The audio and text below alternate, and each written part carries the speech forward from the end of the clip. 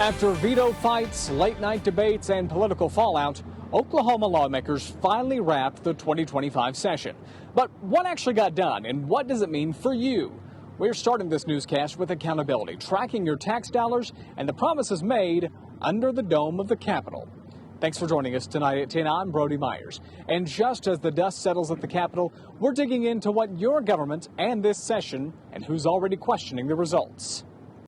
The 2025 legislative session is over, and it was one for the books. I reached out to 21 lawmakers representing Tulsa. I got to interview 6 of them, days after SINE Die. How would you describe this legislative session in a nutshell?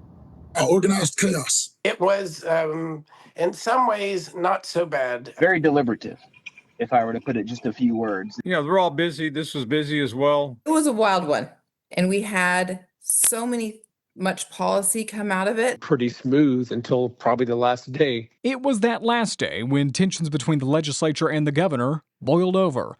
Rep. John Waldron told me the legislature overrode 47 of the governor's vetoes, an all-time record. This year, there seemed to be more conflict between the legislature and the governor. Did you get that sense? My sense with the governor's relationship with the legislature is actually very smooth. I don't know if I would classify it as just direct animosity, but I do believe that there was absolutely differences of opinion.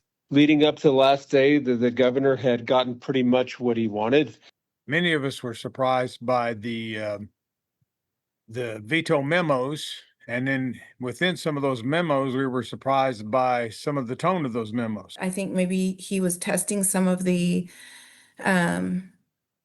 power that the governor has. But at the same time, we did hand the governor an awful lot of power, and we missed some opportunities to hold him accountable. But put those squabbles aside. The legislature doesn't serve the governor. They serve you and I, Oklahomans. What was your proudest accomplishment this legislative session? The pediatric heart hospital in Oklahoma City there with OU Health, so I was very honored to be able to carry that bill. House Bill 1075, which was called Protect Our Kids Act, which in essence